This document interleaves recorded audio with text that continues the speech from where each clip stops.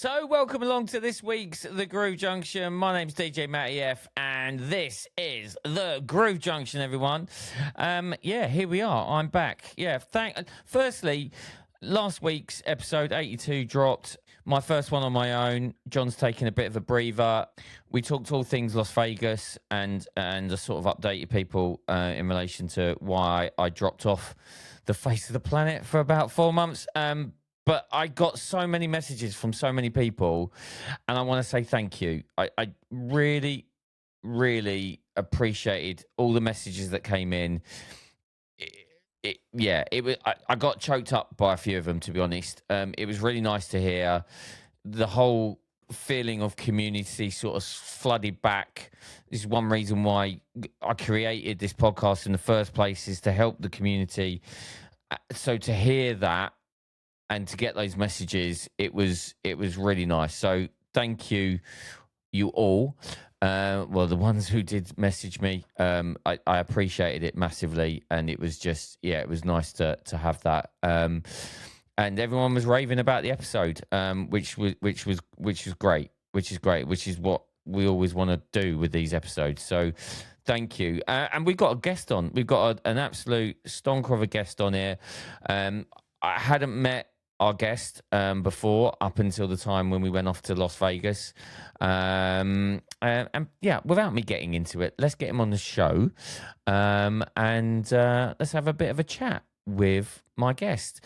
As always, I'd like to thank our sponsors, Pro Mobile Magazine, and also Wolf Mix, for supporting the Groove Junction.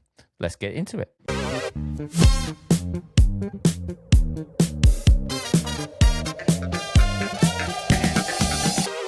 Please welcome to this week's The Groove Junction, and my first guest since I've been back on the podcast. Please welcome, I'm going to say a good friend, because we got up to some stuff in Las Vegas. Please welcome to the show, Kel Sweeney, everybody.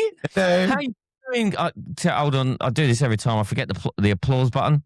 Yeah, now found it. There's the applause button. Got it. Yeah, it's there.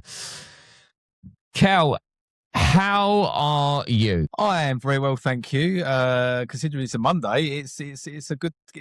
Monday's generally a bad start to the week, but Monday's been an okay start to the week. Do you know the first record I ever bought was the Boomtown Rats? I don't like Mondays, which says a bit about my age for a start. But I've never liked Mondays as a result. But actually, Mondays aren't too bad, really. Well, yeah, Mondays are okay, I suppose. Then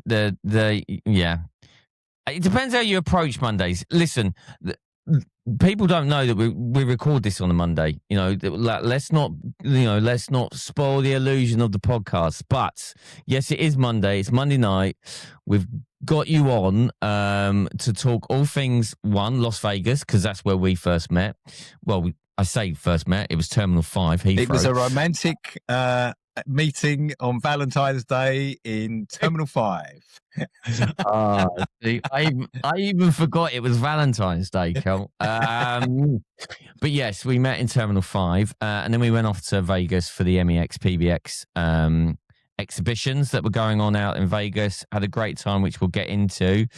But one of the main reasons why I wanted you on there, well, there's a number of main reasons, not to talk about and reminisce about what we got up to in Vegas, but it's more around the promo only stuff. And I can see, and for our listeners, or the people that are watching the podcast as well, Kel was wearing a very nice promo only t-shirt. Yeah. Sporting the merch. He's pushing the merch obliged to wear. Yeah. So we're gonna delve into promo only. We are also going to talk a bit about Video Geeks as well on this episode, and also you very recently went to the Create event that happened up in the northeast of England, up in Wakefield, just outside Leeds. We'll get into a little bit of that as well. So where should we start, Kel? Where should we Vegas promo only, Video Geeks, or Create? Where do you want to go first? Toss a coin. Where are we going? Let's start with. Should we start Video Geek, because that will lead into promo only, which will then lead to Vegas, which will then lead to Create, somewhere in the main. How's that working for you? That's perfect. Let's do that. Okay, so video geeks. I was a little bit unfamiliar with video geeks when we talked about it. Didn't really know the concept. I knew about video DJing. I'd done a little bit, not massive amount, when I've been able to plug a HDMI cable into my laptop and do a little bit of very basic. All right, so there's no need to laugh about it. It's very basic. So talk to me about video geeks. Where did it all come from? How did you get involved in it? And what's going on? It's actually 20 years ago, 2006. I was booked to play the opening of Liquid in Harlow, which was a new concept of clubs where they had these 360-degree projectors all around the dance floor. And I walked in, the manager at the time said, "Oh, yeah, have a great night tonight. Oh, by the way, can you play some of these DVDs at some point throughout the night? Because they play videos." Really? Okay.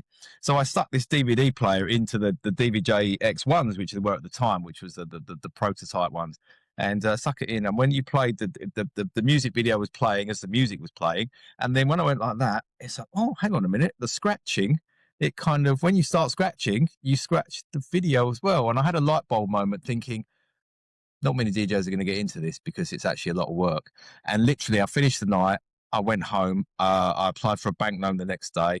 I bought myself the DVJ players. I bought myself all the stuff about a mixed video. I bought myself a shed of DVDs, because video DVDs was the main sort of, it was hardware based at the time. And I put myself on a course to learn how to edit video. And I started making videos and then playing videos. And I slowly changed everything in my Serato is video. There are no audio files in my Serato, and I can play anything pretty much 70s, 80s, 90s, noughties, right up to date in terms of video. And if you don't switch it on, it's just a DJ set. And I was doing that for 4 years. And then I did lots and lots of things. I did stuff in Germany. Because I got sort of built up a bit of a name doing sort of the commercial club circuit. Did a lot of the Luminar clubs because they had these 360-degree projectors. And then I was approached by Liquid in Basildon.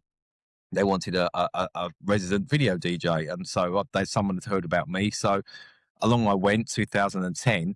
Actually, just before that, actually, it was about 2009. And so I walked into this thing, and Ben was the lighting tech and the warm-up DJ there at the club. And he started doing video because he was quite inspired by what I did. And we got on really well, and he lived really near to me. So I said, well, hang on a minute, let's do a thing. Let's sort of start doing mashups and things like that, and doing our own sort of edits. So we used to have a production night once a week. And then I came up with the name Video Geeks. I don't know how I came up with the name. It suddenly came to me one day, Video Geeks. And then we had someone design our logo. The logo is trademarked.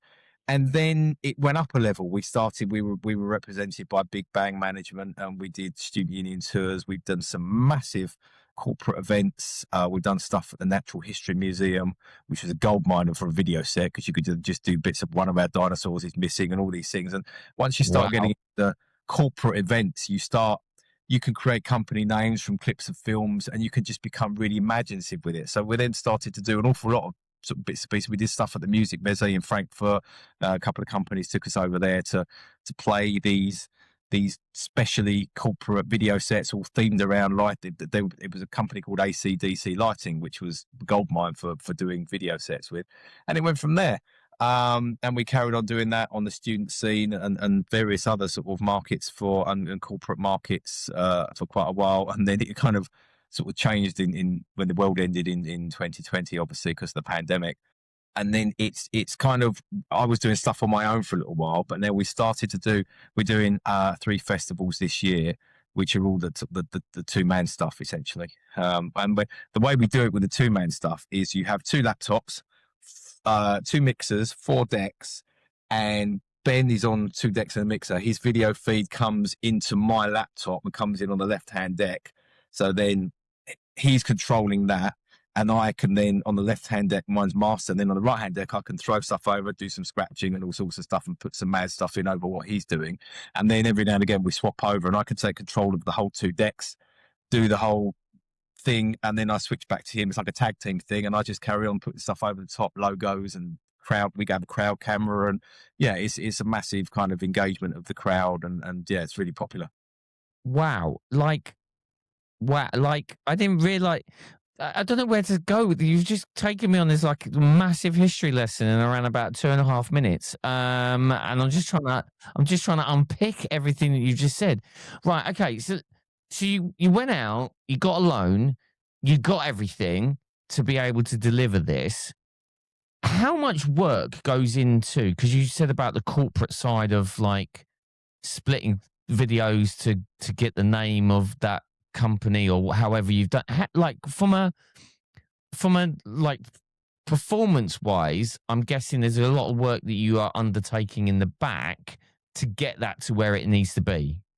Yeah, so I mean, it's we can just play music videos, which is the basic edge of it. But then what we do is to make it different. So we do an 80s video set, which is huge at the festivals, and it's you think of something from the 80s, TV show, a film, a piece of music, and it all goes together. So, for instance, what mixes very brilliantly with Aha's Take On Me mixes perfectly with the Kiora advert. So, you know, the cue, too orangey for crows. So all of a sudden they're dancing to Aha, which then slips into too orangey for crows. And on the screen is the Kiora advert, which then mixes perfectly with the Shake and Vac advert. So then it goes, it's all you have to do. So not only are they singing along to Aha's Take On Me, then they're singing along to all these adverts that they saw when they were kids. And so the whole thing. And then it jumps into a bit from Big, Tom Hanks playing the keyboard, and we recut that. The intro we've got for Just Can't Get Enough by Depeche Mode, the dun dun dun dun dun dun dun, I've actually recut, so it's the Tom Hanks in Big is actually playing dun dun dun dun dun dun dun dun. Oh, wow. So the whole thing is just, so you're not getting the standard. You're getting some of the standard videos, but then it jumps into a bit from, you know, Beverly Hills Cop, and then it jumps into, So how long does that take to put together? It's a lot of work. Yeah.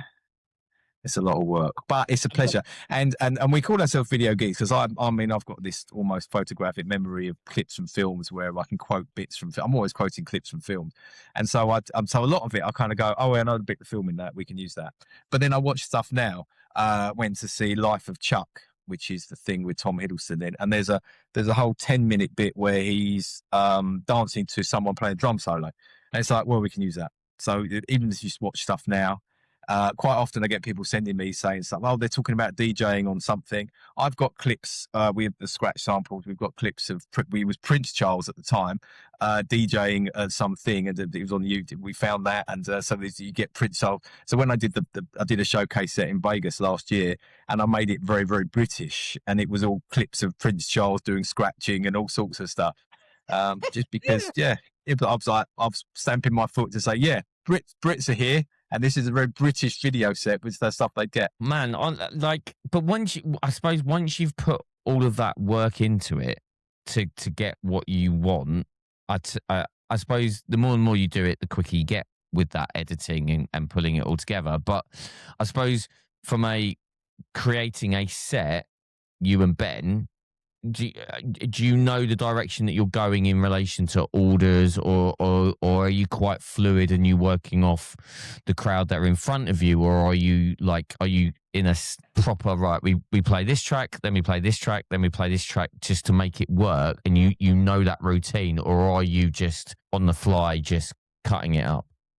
Well, it varies. I mean, we can be really fluid with it. So back to with the main stage resident video DJs for Back 2 Festival. So Jimmy, he gets what we do. So because there's a massive video screen on the main stage. So we usually do the first hour. We open up the main stage from the 3 or 4 days that it's on, and then we fill in between the acts. So what we do is, if we're warming up we've warmed up for Bananarama, so you're going to play stuff which is kind of building up for that.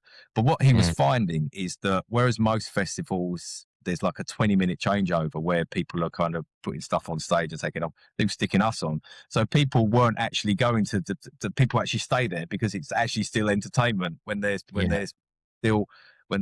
actually nothing on. But then we used to do the first hour before the main act. So the headline act would come on. So then we'd do the hour building up to the headline act. So we'd kind of build it towards that. So if you were building up for, I mean, we've had Example, we've had Aqua, we've had, so you're building up for that. So you kind of, if you're warming up for Aqua, then you're going to play kind of poppy sing-alongy stuff without playing any Aqua. So it's kind of that sort of approach. So we're doing Dubs in the Middle Festival in May, and I think we're on before Oxide and Neutrino. So there will be a garage element towards the end of that set, but we'll probably start off. We'll probably do 80s, 90s, and then sort of build it into a bit of a garage set to the end without playing any Oxide and Neutrino. Bounce to the reload. Yeah, exactly. I mean, the clip from that, we've put the actual clip from the film back into that actual tune. We won't play that at the festival because obviously they'll play that. Yeah, we've actually got the lock stock in there. Man, I'd love to come and see it actually in full scale. You've told me so much about it, but I'd love to be able to come and see it visually, because I think visually is where it's at, isn't it? Because it's video DJing. I've got a mate who I've known we were at university together, and he knew I was doing this video DJing, and he came to see, and I was doing a thing in Manchester. He lives in Bolton, and so I come up. He says, "Well, come and stay at mine and go and do it." And so I stuck him on the guest list, and he appeared sort of later on, because I was there all day, and he appeared in the evening for the actual first bit when I went on. And he'd never really quite got what I got, and then he sort of turned up, and he said, "I've been here for 20 minutes. I've been watching your set." And then he came backstage, and he went, "I get it now." He said, "I never really knew what you were really doing, but once you see it, you get it." Right. Okay. All right. Nice. All right. Well, that's on my bucket list to come and see that then. All right. So, what's the direction of travel? So, Video Geeks wise, what have you got lined up? You just mentioned you got festival in May. Yeah. So the Video Geek stuff is more specialised. So I mean, so we do a lot of festivals because the screen's already there. We get inquiries all the time saying, "Will you come and do this? You come and do that?" And I say, "Well, yeah, we can, but here's the thing. This is our fee, but then if you want the screens, then that's going to be between an extra 2 and 10 grand, depending on how big a screen you want." Yeah. And that's where the problem is. So a lot of the time we do the festivals because they are, I mean, we could get a couple of, I mean, if you're doing sort of mobile stuff, you could still do the same kind of thing and have your screens up in, for your wedding. I mean, for weddings, they're perfect. I mean, we've just done a workshop on this. Is for early doors, playing the music videos. It's a way of engaging people that wouldn't normally engage if you've got a couple of screens playing these 80s videos. With the demise of MTV in the UK, people don't really see these videos now. So there'll be people going, "Oh my God, there's Robbie Williams, rock DJ." I didn't realise he rips all his skin off and he's dancing around as a skeleton at the end. Some people never seen that video. Banned at the time anyway. True. Yeah, very true. Very true. Really engages people early doors. And you can almost play stuff that you wouldn't normally play because the video is probably better than the tune in some respects. So, You Can Call Me Out, which has got Chevy Chase in it. Yeah. Brilliant video. The tune itself, you could potentially play it in an 80 set, but you wouldn't play. But early doors, you can play it because people they know the tune and they go, "Oh yeah, I remember this video. Yeah, Chevy Chase is in it." I do remember that video. Actually, to be fair, where they're tapping away with their feet. Yeah. Benny, and Benny, when you call me, you can call me. Yeah, me singing. And all right, it's on my list. It's on my list of things to come and experience. So Video Geeks into promo only then. Like how did that direction take you? And tell everyone and all of our listeners the position you hold within promo only and what you do and what is promo only. So it started off, I was a subscriber to Promo Only. Now, Promo Only at the time was a music video service for DJs. Okay. And they literally just used to do, it was a monthly DVD. And once a month, you get all the top tunes sort of through the latest videos through, and so you could play them in your sets. And then one day, the guy, David Brown, who was running Promo Only at the time, he rang me up one day because he knew that I was a subscriber. We've spoken a couple of times. I've been to Plaza, used to have a stand at Plaza, and the original BPM at the NEC, he used to have a stand there. So I knew him, and we used to talk. He used to ring me up every now and again, and I sent him a couple of DVDs of our edits on. And he said, "We really want to take it up a level." This is about 10 years ago, just over. And he said, "We want to start doing these edits that are better for DJs because music videos aren't built for DJing with. They have a start. They start the singing and then they end when they stop singing. So you can't really mix with them. And sometimes they stop and have a chat halfway through, which is useless if you try to play that in a club." So he said, "We want to start doing these intro edits where you stick a 4-bar intro and a 4-bar outro onto essentially a radio edit. And then we recut the video just to make sure there's no talking bits in it." And he said, "We need someone who could do that. Can you do that?" And this was it must have been Yeah, it would have been about, well, over 10 years ago, about 2012. Yeah, about 14 years ago. And I said, yeah, I can do that. So they started paying me to do that as kind of a sideline. So I do these intro edits for them, and I'd go through the charts and pull out. We did all the sort of the classic ones like Jamiroquai, Space Cowboy, and things like that. And then we did all the new stuff. And then this went on for a while, and then they said, oh, David was a bit too busy to do the video because we launched audio subscriptions in 2016. So we have primarily a subscription for video DJs, and we have a subscription for audio DJs. And so David was concentrating on that. He said, can you just program all the videos? So then I became a programmer for primarily. I was programming the videos. Then I was in charge of what we could release. And I was making sure that we had the best videos and the best edits, and the intro edits were, sometimes I go back and dig out some old classic one. We did one a couple of weeks ago, Cascada, Every Time We Touch. It's like, we've never done an intro edit for that. Right, intro edit, done. And then very sadly, David Brown passed away in 2021. And then what happened was they said to me, will you take over sort of running the UK side of the music completely? So now I run the audio and the video. I'm in charge of all the music that gets released. I'm in charge of all the video content that gets released. So I'm constantly tracking down, and we supply open. It's made for open format DJs. We supply clean edits for radio stations. We have a lot of radio stations, but we're a download service. So we are almost old school in some respects, that we don't do the streaming, but actually we always advocate it's better to actually own the music rather than stream anyway. So, and you can download in WAV format, MP3 format, or M4A lossless. You can actually download in WAV, which a lot of the radio stations, they want the WAV format. And some of our other competitors don't really do the WAV stuff. They just have MP3, so that the quality is there for them. Nice. Okay. And how you now leading the from the front line from a UK perspective, is that UK Europe as well, or just UK only? Yeah. It's UK. We're licensed for Europe as well. Yeah, we do have some subscribers in Europe as well. Is there good growth? Is it all ticking along nicely? Because obviously there must be that jeopardy of like more and more streaming platforms are now that are being embedded into consoles like the 3000Xs or the DJ AZs, and where Apple Music is embedded, and Tidal, and all of these platforms. Does that, obviously, yes, having the raw product is the better quality than streaming, because you could go into venues and there is no Wi-Fi that you can plug and hotspot into your phone, and the phone signal's not great, and you're not going to have all of that ability. But the question I'm asking is, did you see a decline with the more and more streaming platforms that are coming in line and coming online with these manufacturers? Is that having a knock-on effect to what you're doing? It's had a minimal impact at the moment. Okay. That might change, but at the moment we're kind of holding our own, because exactly as you said, what if you're in the club and the Wi-Fi goes down, or the phone battery runs out on the one you're hotspotting on, and you sort of think, okay, I'd rather have to, because if the music goes down, and if you're doing some, I don't know, rural country hall where there isn't much of a signal, and you turn up to you see it sometimes posted on some of the forums and the chats on Facebook, it's kind of like, I've turned up and there's no internet signal. It's like, well, we'd always advocate. I mean, I get it. Streaming is popular, and I mean, I came from the vinyl background, and so in order to get DJing when you were in the vinyl days, is you had to buy the records, and that was very expensive to own all the records.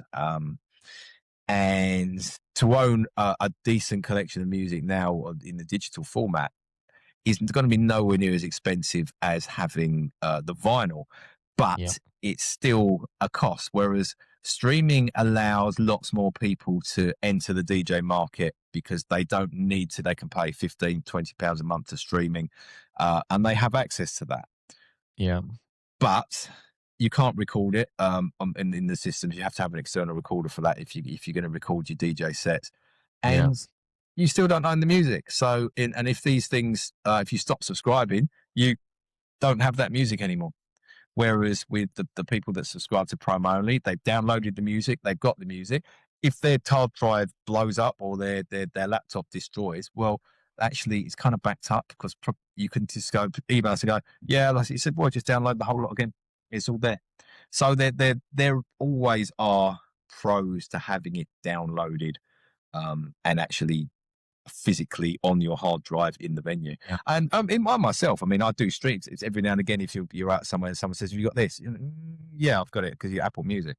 But I wouldn't want to rely on that playing the whole night with it.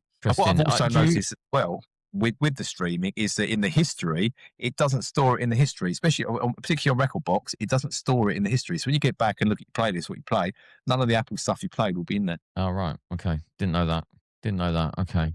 Yeah, it's a balance, isn't it? But you are right in the sense of it. The streaming platforms have opened the doors to a lot more people to come in and buy DJ equipment in whatever format of a controller, and then 15 quid later they've got thousands and thousands of records at their hand to go and do it. Okay, so like interestingly, then talking about video, I used a TV screen for an 18th birthday party I did last weekend, and they loved it, having the videos on there. But I don't have the video content, so I streamed the video content via Tidal, and the volumes were all over the place. Like they were so different and so varied. I could load one track, the volume would be fine. Load another track, and I'd been like really ripping it up to get it to match the same volume as the previous track. So I think that's probably another reason why owning the music, for that example, if you are doing video stuff or anything, you are going to get that balance of everything's going to be at that same level. Absolutely, yeah. I mean, we remaster all the audio that's on the video stuff that we do anyway. But if there's tracks you always play, like, I don't know, Faithless Insomnia, Gala, Free From Desire, I don't know, B-52's Love Shack, whatever you're going to play.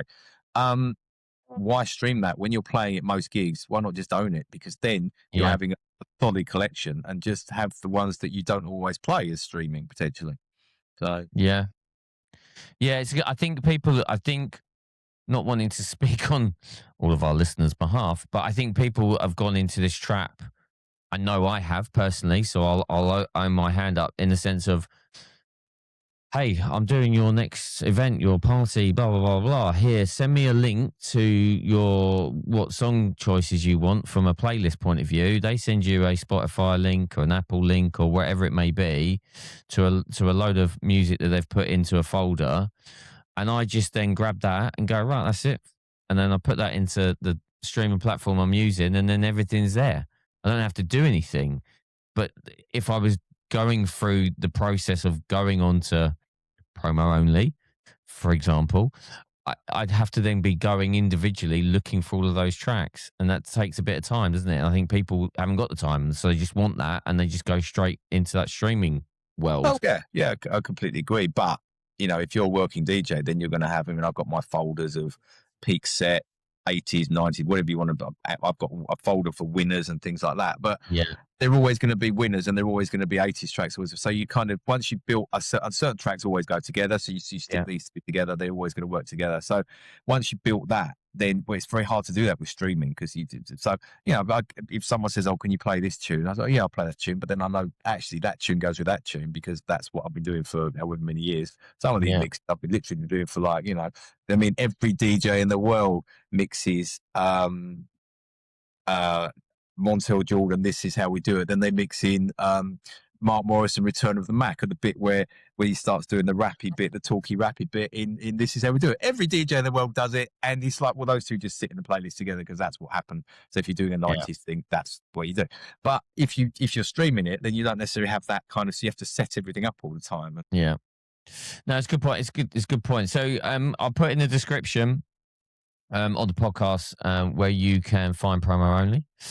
Go and check them out. Go and check the website out. Look at what's the current price then? Sign up price. So the great thing is with both the video and the audio subscription. So you can subscribe to the video, and that's £40 a month. And if you're a first-time subscriber, in your first subscription, you get the previous 3 months added on as well. So you get 4 months of content for 40 quid.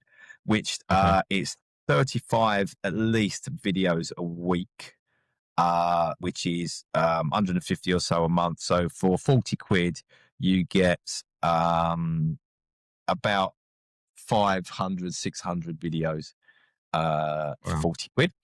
And then with the audio track, it's the same. So if you want to subscribe to the audio, it's £15 a month, but then you get the previous 3 months added. So if you've never been a subscriber, so you get and it's slightly more audio because we chuck out. So you get we release 35 titles a week, but that title might have a radio edit, an extended mix, a clean edit. So it's actually a lot more actual music. So you get it's well over probably 300-400 tunes a month about that.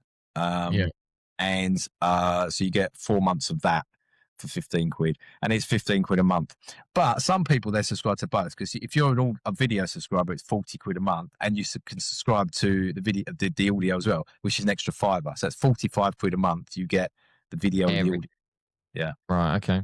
So I curate the stuff. So Fridays you get my weekend weapons. I pick out 10 that you definitely need these tunes, and I get sent the Radio 1 playlist, the One Extra playlist, the Capital Dance playlist, the Kiss FM playlist, whatever, and I go through that, all the new additions and everything like that. And I just make sure that if you're an urban DJ, like the new Are You Star that came out Friday, that was already playlisted on One Extra. It's like, well, you're going to need that. So you're getting the stuff you're going to need. So you get all the up to date. As soon as it's coming out and it's being played on the radio, you're going to find it in the promo only crate. Is that right? Yeah. Love that. For new music. New music, good. Promo only. Go and check them out. The website and everything that you need to know is in the description. Go click on it and go check out Promo Only. And it's Promo Only for professional DJs, as worn by Kel. Let's have a quick break, and then we will come back and we're going to talk more things DJing with a little bit of Las Vegas chucked in. What do you think? Oh yes. Yeah.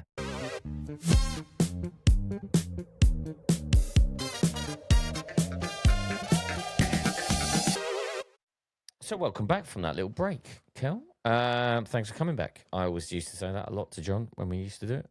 Thanks for coming back. It's always good to have someone to talk to on one of these things. So yes, recently, Kel, you were on a guest spot to present all things video geeks at Create, which was held a couple of weeks ago back up in the northeast of England in Wakefield. How did that come about, and how was the event? It was it came about through Peter at Plaza, who was running the Create event. He asked Promo Only to be involved in some shape or form, and then we said we'll come along and do a workshop on video DJing. So, which is what we did with the Video Geeks brand and the Promo Only brand sort of turning up, and it was a great day actually. There were the workshops and seminars, workshops on video DJ was one of them. For people that never seen it before, how to get started, what to do, and what reason why people may want to get into video DJ. And I went through that. But then there was Jamie from Crossfader there. He did a couple of workshops on mixing techniques and using the effects and things like that, the roll effects on the DJM mixer range. And there was a couple of DJ sets there. And downstairs in the other arena as such, there was Sally Rogers, who's one half of the singer on Balearic Legends, a man called Adam. She was there on a panel talking about what managers are looking for when signing up artists to on their agencies. Nice. Which is a really good insight. And there was lots of production stuff there as well, but making beats. There was a guy singing, and they had the guy producing. They had the Ableton screen on the big screen behind. You could see what he was doing, and then they were singing and recording that in and putting the effects on it, compressing it, and things like that. And so it was not only an event for aspiring and inspiring DJs or new DJs and old DJs alike, but it was a great thing for if you wanted to get into production side of things as well, which a lot of people want to sort of get in hand with production and DJing now. So it was a one-stop shop for all things like that, and I think the turnout was decent enough to have a decent amount of people in the seminars and things like that. So it was a really good event. So that's Create, but I'm also aware that this weekend coming, you're at Pro Mobile Conference. I am, yes, Pro Mobile Conference. I'm just there for the social side of it this time, really. I'm not sort of doing anything as such. I'm just, although we have got a stand, we have got a Pro Money stand there, but Yeah, I'm not doing the seminar thing. I'm just there for the vodka this weekend mainly. yeah, yeah. It sounds very familiar to Vegas, to be honest. Yes, yes. Yeah, I'm just there for the social, but representing promo only. Yes. Yeah, I Okay. mean these kind of events are great for and great for networking. I mean the reason why me at my age I'm still working far more than I expected to be at this age is because of the networking. And I think a lot of the younger inexperienced teachers they lack that. They just sort of put stuff on socials and go I'm available for bookings and that's not really going to get you anywhere. It's networking, it's talking to Yeah. people.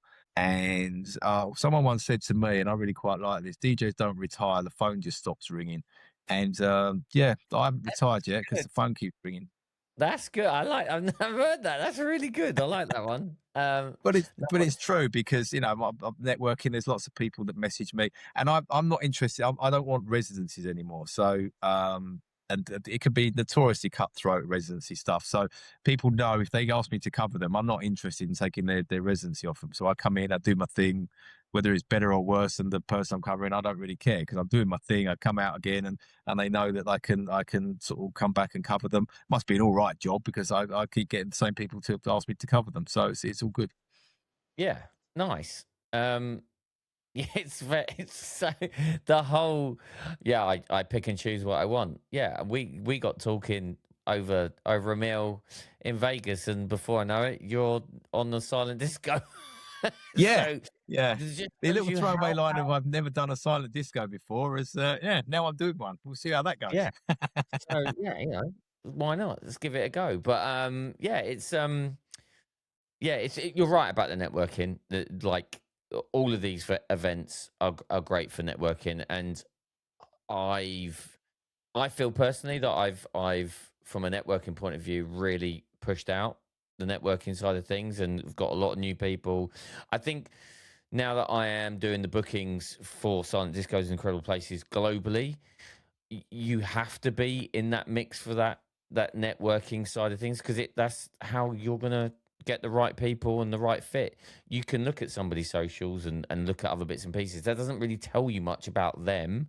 But until you No, sit down and have a vodka with somebody over a burger and fries in a Las Vegas casino, you learn a lot, and then before you know it, you're booking people. So yeah, networking is definitely the way forward as I no, see it.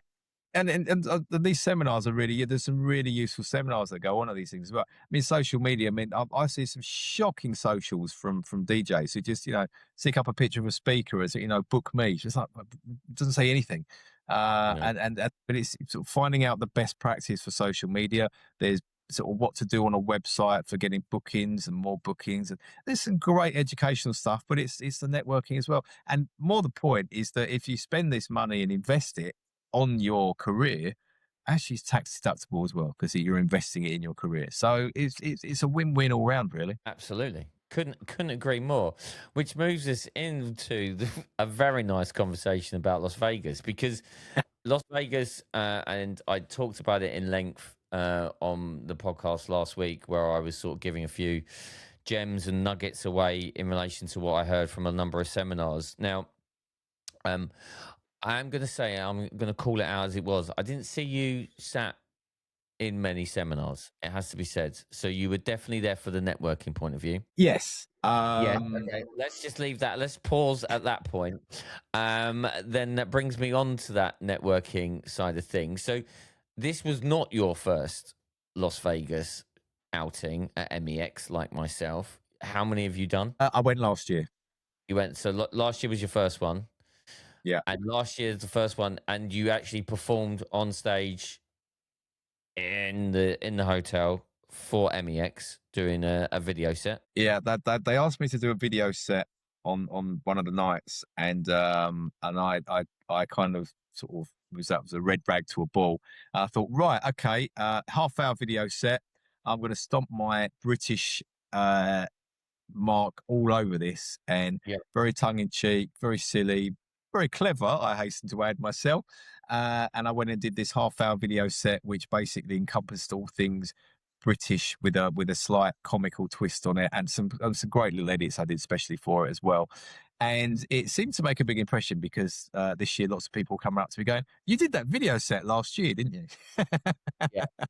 To be honest, I was bored Yeah. of it, actually, with people keeping on asking about it. To be honest, I was like, oh, God, not another question about his video set from last year. Here it comes, everyone. Yeah, it was. I'd love to, like, okay, so we talked about, sorry, I'm just going on a bit of a tangent again, but I'm going to go back to your 30-minute set that you did. How, because you made it especially for Vegas, how long did it take you to compile it all together? Took me about a week to put it together, and it took me about probably about 4 or 5 nights to rehearse it. Okay, Because I wanted to rehearse it because it needed to be tight. Basically, it was nigh on 30 tracks in 30 minutes. okay, that's heavy It going. was turbo powered. Yeah, Yeah, it was just like it was about 25 tracks in 30 minutes, but there was a lot of content in there, and there were sparks flying off the mixer as I was whipping between them the tracks. But I wanted to make one, and it was not only representing video geeks, but also there was the promo element in there as well. So we sort of put that in just to kind of stop the promo only sort of mark as well. good, nice. Yeah, Vegas was an eye opener for me. It has to be said, Kel. Like the first time for me, loved it. Networking, amazing. Seminars were great from a business point of view for me personally. Met some amazing people.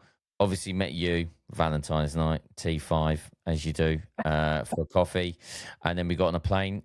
You went one end of the plane, I went the other end of the plane, but let's not talk about that. And then we reconvened in Las Vegas. Do you think you'll ever go back? Are you going to go back again for another? Because I know a lot of people knew you.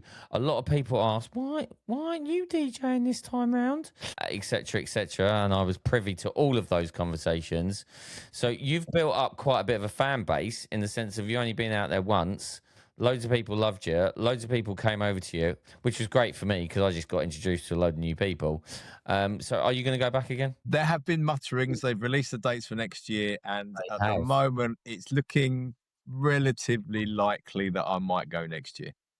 There you go. All right, heard it here first. To be honest, I'd like to go again, but I actually want to do some of the other ones in America. To be honest, there's some other ones that are for like a couple of days, that I thought, I wouldn't mind giving that a go as well. But watch this space. I think it could be interesting to go to the other ones. I mean, they definitely pushed that one internationally. I've never seen the other ones pushed internationally, so I don't know what sort of the content is like, whether it's aimed at more local sort of stuff. I know because in the UK there's like Cedar, which is the one near to me, and that's every sort of 3 months or so, and that one's very, very local, and we've never had anyone international. So I don't know if they're like that. It's hard to say, but it'd be interesting if you do go to see what they are like.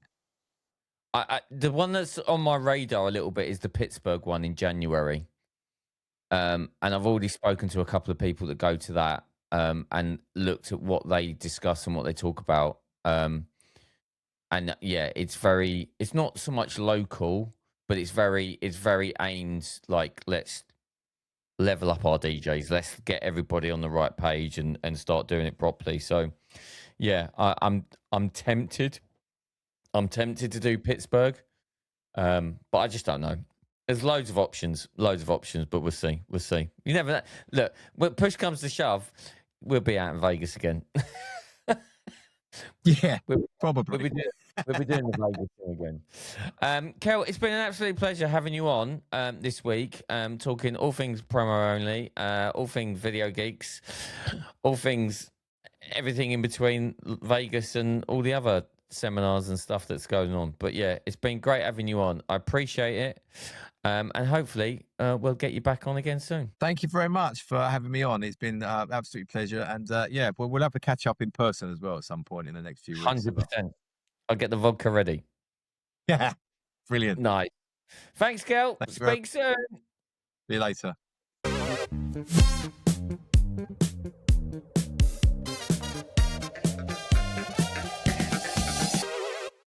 So what a interview that was. Nice little chat with Kel, going over all things what we got up to only a little bit in Las Vegas, as well as listening about the video geek stuff. Really interesting stuff. Loved it a lot. And I'm gonna go and see Kel in a couple of weeks. He's DJing. I'm just gonna rock up and try and get on the guest list. But yeah, no, really good interview. And we've got more to come, more interviews to come. And I'm not going to spoil you who those are. Maybe a few people from across the pond, maybe some from the UK.